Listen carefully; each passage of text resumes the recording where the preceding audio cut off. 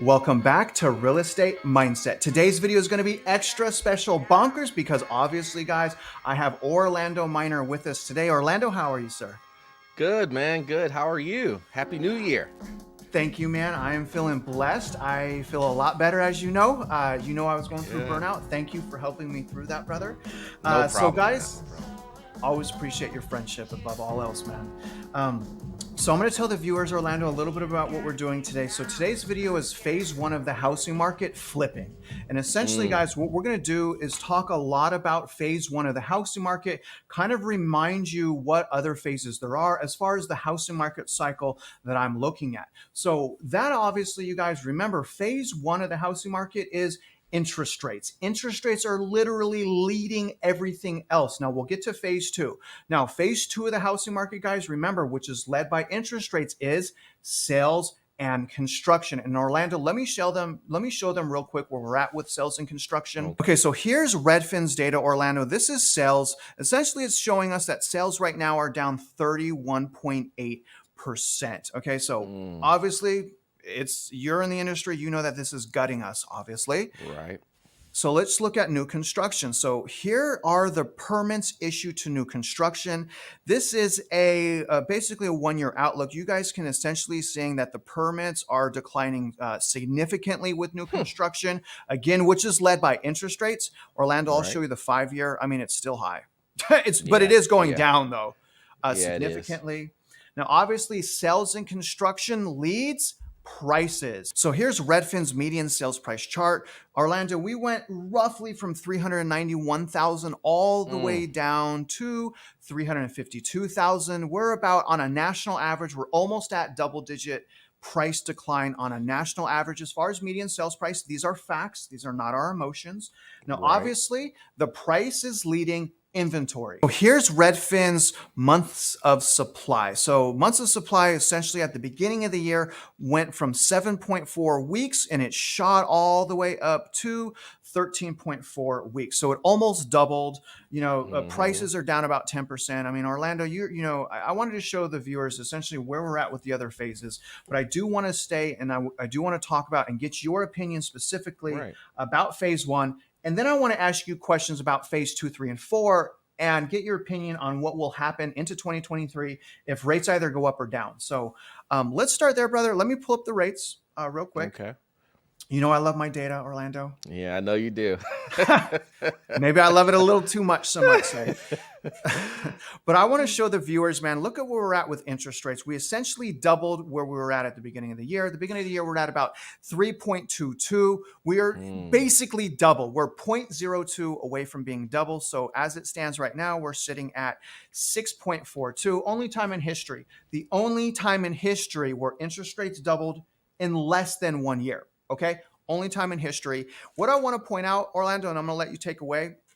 Okay, take a look at this decline here. This is June. This is when I warned people it's fake, right? So people are like, oh, the Fed pivoted. Look at rates go down. Okay, and then look at what happened after that. They shot back up.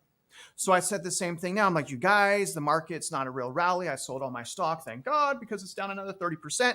But, everyone's like, oh, pivot. And now they're starting, rates go down, right? Just like in June. And look at now, they're starting to go back up. And I believe that, again, now that we're past the holidays, I think we're going to keep going up. Obviously, Orlando, you already know, brother. I mean, we don't have crystal balls, and we never said we did. We have our own experience. We are sounding the alarm. We're asking people to be cautious. That's what we're here to do. So, Orlando, that was a long ramble. Sorry. No, you're good, man.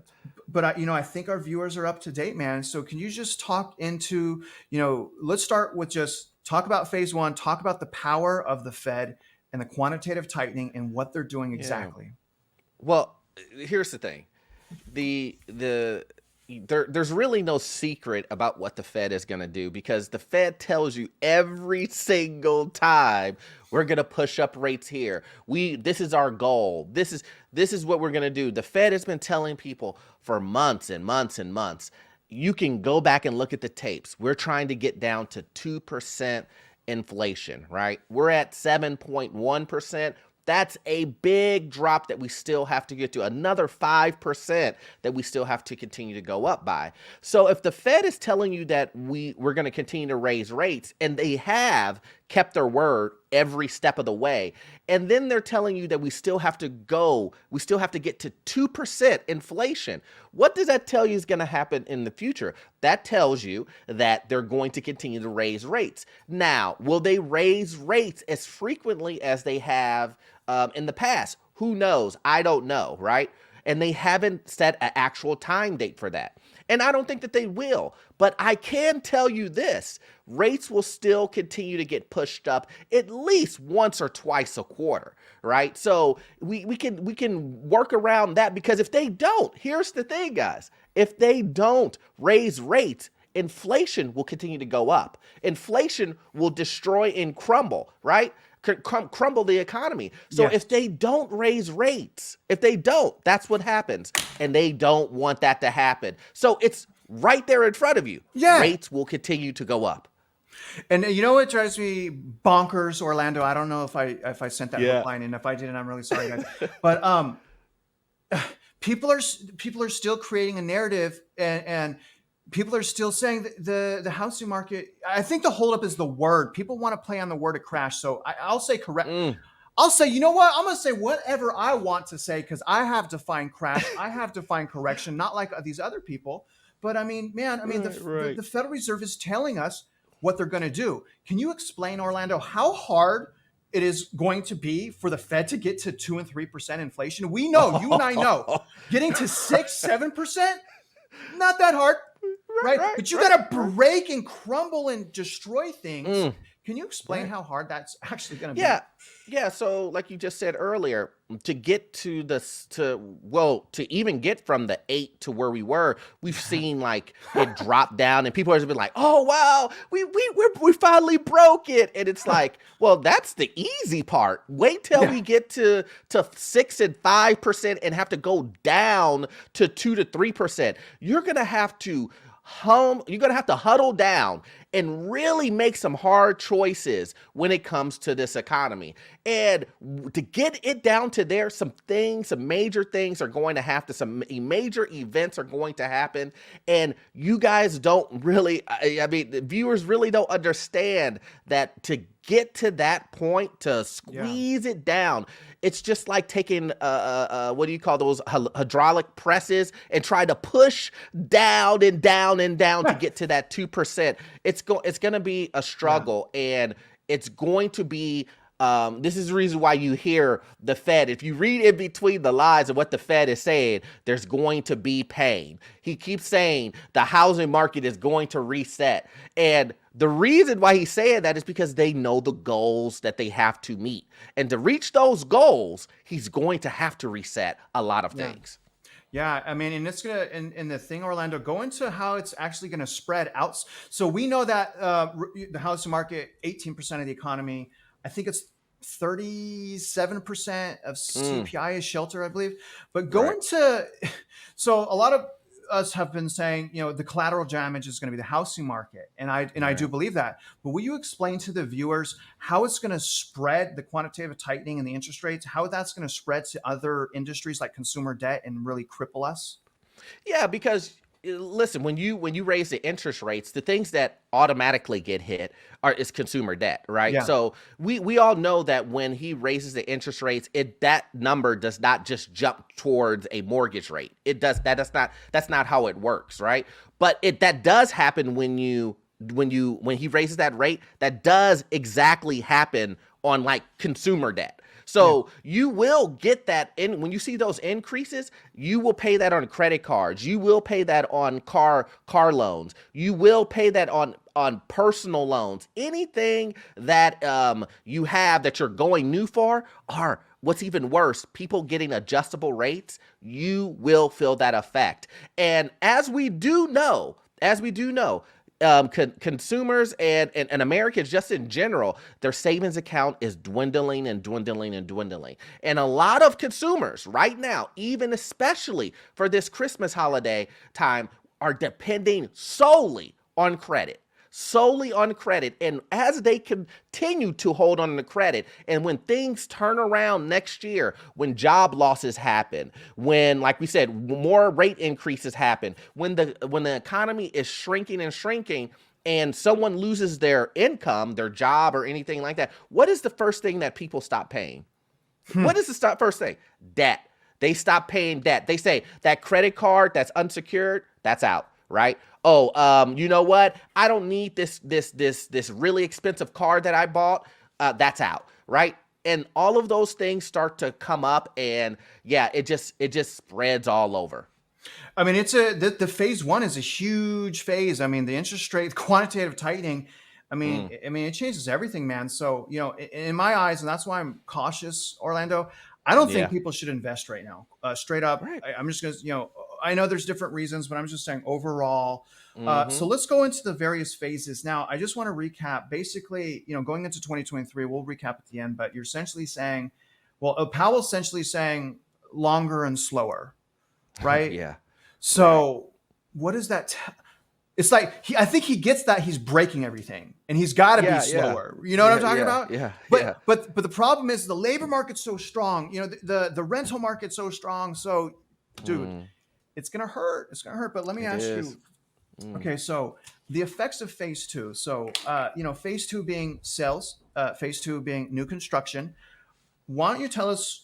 Bring out your crystal ball. Tell us if rates go down too early. Okay, say they pivot in January. What effect do you think that's going to have on sales and new construction? Say they pivot early. Say they drop rates in February. Lowers rates. Yeah. Oh, okay, okay. I had to make sure you. It's not I going to had be to good. make Right. no. I had to make sure Yeah. you said that right. Yeah. Right. Yes. Lower rates. If they lower rates. Okay, well, this is the problem. If that does happen, we have. I did a video, maybe it was a month ago, where I showed when everyone was like celebrating and saying that rates had that the inflation was coming down, and then rates actually went down. You saw that rates went down from that 7.5%, and then I think they were getting closer to 5.5% again, right? Well, what did sellers do once that happened? Well, I showed videos of where people in Zillow would take their old pricing that they had when rates were higher, and they would price change them and increase them. So what's going to happen is sellers now know you can afford more and that you can get approved more through banking, right? And they're going to raise their prices. Listen, we don't need a crystal ball to understand exactly what's going to happen in the future if rates are low, right? And inventory is where we saw that. That was a year ago. That was 6 months ago when rates were 3% and inventory was low. What happens? Everybody comes out the woodwork trying to buy a home because the payments are lower, even though the price is high. That same thing is going to happen. It is not going to be good for anybody. All you're doing, if you do that, if there's a pivot and all you're doing in that scenario is kicking the can down the road for a massive crash, not a crash that's going to leak here, drop. I'm talking about an explosion of price crash drop. Yep. I mean, I was going to go over each phase, but you just pretty much knocked it all out. I mean, you guys. I mean, right? I mean, the whole way down, interest rates are leading. So you guys, I agree. I agree with everything Orlando just said. I mean, the interest rates are running things. If the Fed pivots too early, if they lower rates too early before their work is done, I also foresee us being in the same situation that we're in, only maybe not as much because people are in more debt and people have less money. Right. So, right. But it's only a matter of time before we're gonna have the same situation with hyper demand, supplies going down. So we, all eyes on the Federal Reserve is what Orlando and I are saying. Watch the Federal Reserve. They're telling us they're going to keep raising rates. So I don't know where pivot. What pivot? Who said? I mean, I see some of these guys, man.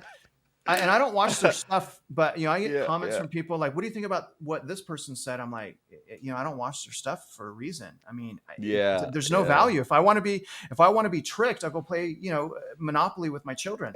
I know they're stealing money from the bank. Okay, I know that. Right, right, right, But right, I mean, I got better things to do with my time than watch people that I think are completely, on their own narrative. I'm going to be nice, Orlando. right, right, So let's wrap this up, man.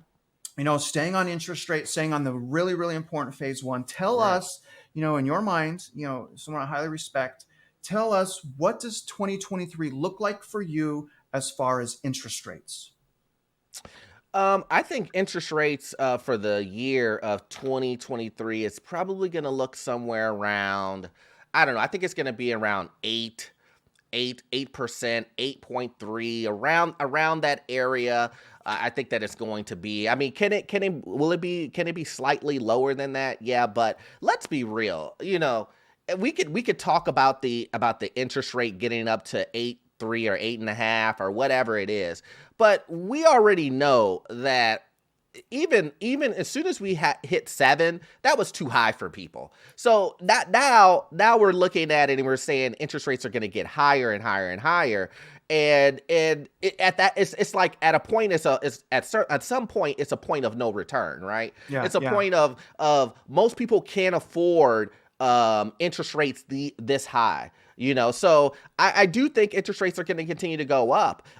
You did say, and the Fed did say this, is that they're going to go longer but slower, right? Yeah, So yeah. so it's not going to shoot up as massively as it did from this Right, year, right? right, It went from right. 3 to what did you say, Yeah. 6, Wait, 7, wait. whatever? Yep. Doubled, more than doubled. Doubled, right. It Yeah, doubled. So I don't see that happen in 2023 because the Fed is literally telling you we're not going to do that. Right. yeah, So we yeah. know that's not going to happen, but will it go up, from where it is right now? Maybe 1.5%. I could see that. Yep, I could see that yep. easily. Yep, I'm right there with you. I think we hit low eights. I think we hit low eights Yeah, because we gotta hit low eights. We got to get we through the have to. inflation. We don't want to be fighting inflation for 5 years. You know Oh, what I mean? Like, man, get shut out it of here. down, let it reset, and let's get on with our lives. But people they spend their money so bad. Tell me this, Orlando. Do you still think that the government is going to bail some people out through Mm, this?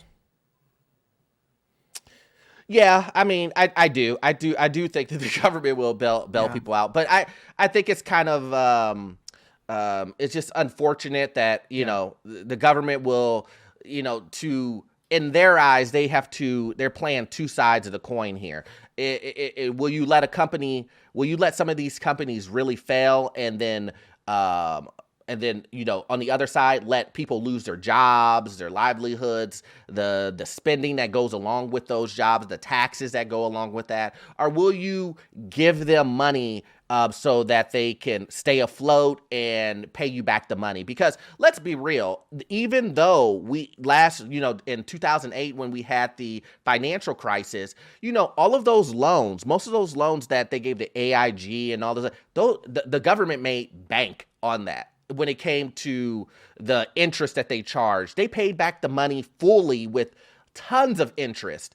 Now, we do have to remember we had the biggest run up in history, but still, the point is that they paid it back. So the government will see some good faith in that, and I could see them easily saying, yeah, we'll bail some people out if the circumstances meet a certain criteria. yeah. If things are so broken beyond Right. repair, and I think that you and I can agree that some things will. Of course. Of course. Some things are not going to be able to be repaired. But other than that, man, I really appreciate you coming on, Orlando. Before we go, is there anything you want to say to the viewers? No, I first of all, I appreciate you, Real Estate Mindset, allowing me to come onto your platform again, man. I love coming on here, man. It's just so easy to talk to you. We talk all the time, so it's super easy. But I would like to say that one of the biggest things that I really want people to focus on in 2023 is focus on the value and the prices of the homes. When it comes to the interest rate, I say all the time on my channel, who cares about the interest rate, right? We care about prices coming down. And if prices come down and it comes down to an area where you love it, enjoy it, and you and your family can move into this house, right? Remember, you can always refinance. You can always refinance. Don't allow these interest rates to stop you from taking advantage of a home that dropped $200,000 just because it's at 7%.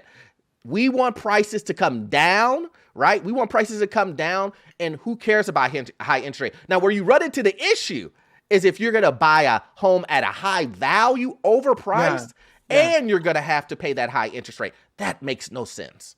Yeah, I mean, and I can show people this all day, man. And I do on my Redfin updates, but I show people like, okay, if you bought at the peak, your rate was in the 5%. You bought right now, Right. 6, you're still saving 8. You're with your higher interest rate, you're still saving. I showed on the last video $40,000. Right. And the rate's higher, yet you're saving $40,000, right? So I mean, it's really not everyone understands that. I think it's a mistrust thing.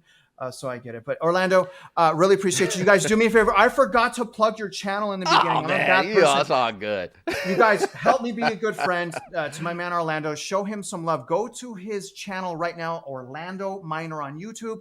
Like it. Check out some of his videos. The guy has amazing insights. Orlando, thank you so much for coming on today. No problem, brother. Really appreciate you, man. Sit tight with me. Now, if you guys are out there investing in real estate, you know I wish you luck, and I hope you win.